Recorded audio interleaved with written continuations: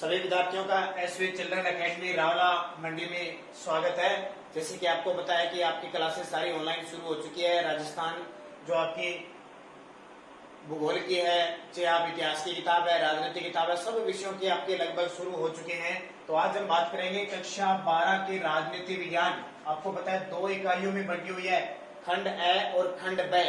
खंड ए में व्यवहारवाद, राजनीति के बारे में, दार्शनिक शास्त्रों के बारे में बताया गया है। लेकिन खंड ब की बात करेंगे हम, भारत में शासन व लोकतंत्र। खंड ब में जो दूसरा पार्ट भारतीय संविधान से संबंधित, उसके बारे में बात करेंगे। इकाई फर्स्ट, खंड ब की इकाई फर्स्ट की बात करेंगे और पहला जो अध्याय है उसका नाम है भारत के संविधान की विशेषता।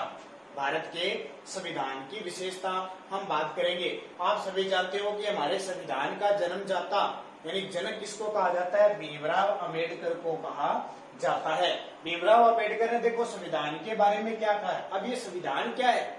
तो संविधान कानून की एक किताब है जिससे हमारा देश चलता है। पूरा देश किस पे चलता है? संविधान पे चलता है। जितना भी संविधान में कुछ है उसके तहत ही हमारा देश, हमारे प्रधानमंत्री, राष्ट्रपति, मुख्यमंत्री, हमारी जनता, हमारी पुलिस विभाग, सब इस कानून में जो नियम लिखे हुए हैं इस किताब में, इस संविधान में, उसी के तहत चलती है। वो क्या है? संविधान। नागरिकों की रक्षा करने के लिए, देश के संचालन के लिए जो कानूनी किताब है उसी को हम क्या कहते हैं? संविधान कहते हैं।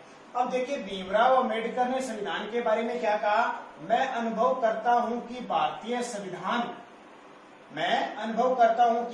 संविधान कार्य संचालन योग्य है, लचीला है और उसमें शांति काल व युद्ध काल में देश की एकता बनाए रखने का सामर्थ्य है। देखो बहुत बड़ी बात है, भारतीय संविधान कार्य संचालन, पूरा देश चल रहा है, लचीला है। लचीले का मतलब जैसे हमारे भारत में कानून की जरूरत पड़ती है वैसे ये संविधान बन जाता है। इसमें शांति काल में व युद्ध काल में, देखो अब शांति काल है, कई बार युद्ध की स्थिति आ जाती है तो देश एक हो जाता है ना।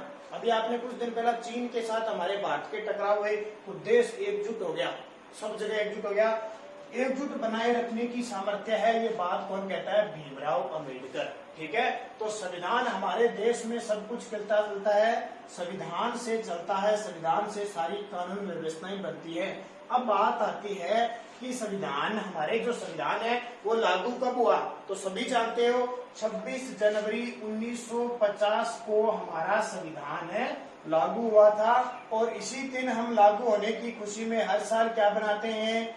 गणतंत्र दिवस बनाते हैं ना, रिपब्लिक डे जिसको कहते हैं, गणतंत्र दिवस बनाते हैं। अब इस संविधान की विशेषताएं क्या है, क्या खासियत है? कोई भी वस्तु होती है, कोई भी किताब होती है, उसकी विशेषता तो होती है ना। तो हमारे भारतीय संविधान की विशेषता क्या है?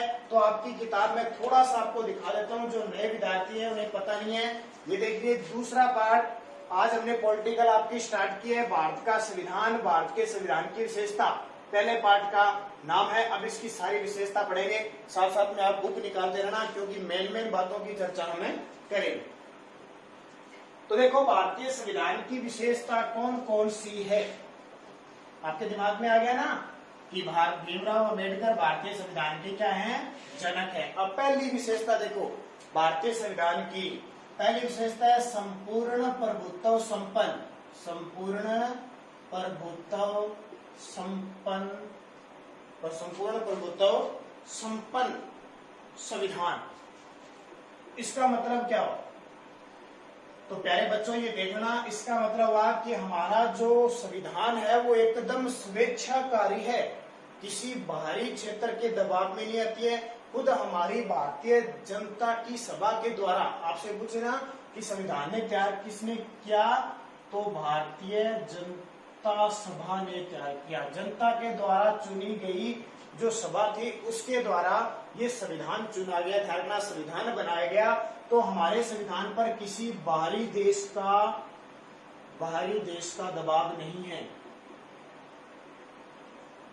स्वतंत्र है, स्वतंत्र रूप से कानून बनते हैं। ध्यान रखना, स्वतंत्र रूप से कानून बनते हैं, पूरे देश में स्वतंत्र रूप से लागू होता है और इसको स्वतंत्रता प्रदान करती है हमारी न्यायपालिका। ठीक है, 3 अंग होते हैं ना, कार्यपालिका, व्यवस्थापिका और न्यायपालिका जो हमारे संविधान की रक्षा करने वाली है वो कौन सी होती है? न्यायपालिका। रक्षा करने का मतलब आज हम आम नागरिक है, हम पर कोई अपराध हो गया या हमें कोई पकड़ के ले गया, हमें कोई खतरा है, तो हमारी सुरक्षा कौन करती है? न्यायपालिका करती है ना, न्याय दिलाती है तो न्यायपालिका, क्योंकि हम किसके अंडर में काम कर रहे हैं? संविधान के अंडर में। तो संपूर्ण प्रभुत्व संपन्न संविधान है हमारे देश की पहली विशेषता, ध्यान रखना। इसलिए हम कहते हैं हम भारत के लोग भारत को अधिनियमित, हम भारत के लोग भारत को अधिनियमित, अंगीकृत व आत्माप्रित करते हैं। ये बात कब कही गई थी? 26 नवंबर 1949 को कही गई थी। इस दिन हमारा संविधान लगभग तैयार हो गया था। हमने इस दिन भारतीय संविधान को अधिनियमित कर दिया, यानी नियम के अनुसार बना दिया, अंगीकृत स्वीकार कर लिया और आत्मा से लगा लिया इसको। तो तीनों चीजें आपको ध्यान रखनी है। संपूर्ण प्रभुत्व संपन्न संविधान। दूसरी विशेषता, ठीक है, आप 12वीं क्लास की विद्यार्थी हो, आपको बहुत ज्यादा इन चीजों का पता भी है और आगे भी आपको ये पॉलिटिकल काम देने वाली है। चाहे आप बीएसटीसी करो, आगे बीए बीएड करो, कोई भी करो, आपके लिए बहुत इंपॉर्टेंट होगी। दूसरी देखिए इसकी प्रस्तावना, दूसरी विशेषता। अब ये प्रस्तावना क्या होती है, क्या इसमें परिवर्तन हो सकता है?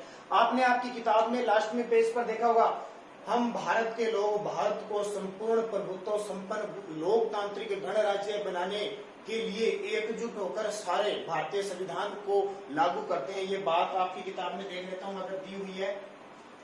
ये देखिए, ये है उद्देश्य का प्रस्तावना। हम भारत के लोग भारत को एक संपूर्ण प्रभुत्व संपन्न पंथ निरपेक्ष लोकतंत्रात्मक गणराज्य बनाने के लिए उसके नागरिकों को सामाजिक, आर्थिक और राजनीतिक न्याय, विचार, अभिव्यक्ति, विश्वास, धर्म, उपासना की स्वतंत्रता, प्रतिष्ठा व अवसर की समता प्राप्त करने के लिए व्यक्ति की गरिमा और राष्ट्र की एकता की अखंडता को सुनिश्चित करने वाली बंधुता को बढ़ाने के लिए दृढ़ संकल्प होकर अपनी संविधान सभा में आज तारीख 26 नवंबर 1949 को एतद द्वारा इस संविधान को अंगीकृत, अधिनियमित और आत्मप्रीत करते हैं। मैंने तीनों बात अभी आपको बताई थी ना, वो सारी बातें इसमें लागू होती है। तो ध्यान रखना, प्रस्तावना भारत के लोगों से अभिप्राय है। इसका मुख्य उद्देश्य क्या है कि ये संविधान किसके लिए काम करेगा? भारत की जनता का संविधान है। बस एक ध्यान रखना, भारत की जनता का संविधान है। इसमें भाईचारे, समानता, अखंडता, धर्म निरपेक्ष, पंथ निरपेक्ष, सब बातों को इस प्रस्तावना में जोड़ा गया है। 3 नंबर देखिए, सबसे बड़ा संविधान, विश्व का सबसे बड़ा संविधान, विश्व का सबसे बड़ा संविधान, हमारे भारत का विश्व का सबसे बड़ा संविधान है। देखो कितनी बड़ी बात। क्यों? क्योंकि इसमें 395 अनुच्छेद, 395 अनुच्छेद, 22 भाग और 12 अनुसूचियां हैं। देखिए, आज तक विश्व में कभी ऐसा किसी देश में नहीं हुआ। 395 अनुच्छेद, 22 भाग और 12 अनुसूचियां सिर्फ हमारे देश में हैं। बाकी कुछ देशों की बात करें, अमेरिका में संविधान के 7 ही अनुच्छेद है। कनाडा, ठीक है, कनाडा के 148 अनुच्छेद है। थोड़ी सी बात कर लेते हैं किस किस के हैं। कनाडा के 147, ऑस्ट्रेलिया के हैं 128, दक्षिणी अफ्रीका के 153, ठीक है। तो ये देखिए, तो हम भारत के 395 अनुच्छेद, यानी कहने का मतलब इतने कानून बनाए हुए इनके अंदर। और कहा अमेरिका के 7, कनाडा के 147, ऑस्ट्रेलिया के 128, दक्षिण अफ्रीका के 153 भाग, हमारे देखो 22, 12 अनुसूचियां और 5 परिशिष्ट अनुसूचियां भी है अलग से, ठीक है। विश्व का कोई भी इतना बड़ा संविधान है किसी देश में नहीं है, हमारे भारत में है। ध्यान रखना, ये सारी बातें और बहुत सारी चीजें इसमें है। इसलिए हम गर्व से कहते हैं कि हम भारतीय नागरिक हैं, जो इतने बड़े देश, इतनी बड़ी जनता होने के बाद, इतना बड़ा लोकतंत्र होने के बाद हमारा भारत सर्वश्रेष्ठ माना जाता है। तो हमारा देश विशाल, विश्व का सबसे विशाल देश है। और आज तक इसमें संशोधन भी हो चुके हैं। लचीले का मतलब जब जब जरूरत होती है तब इसमें संशोधन होते हैं। आज तक 101, आपकी किताब के अनुसार 101 हो गए, वैसे 104 हो गए, ध्यान रखना।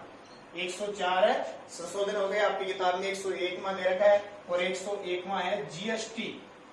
जीएसटी जो कर लगाया ना, वो बदलाव करना पड़ा संविधान के अंदर। ऐसा नहीं है सीधा चलते चलते जीएसटी लगा दिया, कोई काम जीएसटी लगा दिया, 3 तलाक हो गया, राम मंदिर बन गया, कुछ या सब संशोधन होते हैं जिस संशोधन के तहत, ठीक है। संविधान संशोधन जब जब हमारे देश में जरूरत होती है, संविधान में संशोधन होता है। तो 3 हमने पढ़ लिए, कम से कम 15 से 16 आपकी किताब में विशेषता दी है। कल हम पढ़ेंगे सबसे कठोर संविधान है, लचीला है, कैसे क्या कुछ होता है, अगले वीडियो में हम बात करेंगे। तब तक आप इन तीनों को पढ़ लेना बढ़िया तरीके से और सारी चीजें याद रखनी है। जैसे जैसे आपको वीडियो दिया जाता है आप पढ़ते रहना, और जो पहला खंड है वो जैसे ही अपनी स्कूल के अंदर क्लासेस शुरू हो जाएगी वहां पढ़ाया जाएगा। और एक बार जब तक ऑनलाइन क्लासेस है, दूसरा पार्ट चल रहा है। तो इस पार्ट का नाम है भारत में शासन व लोकतंत्र। धन्यवाद।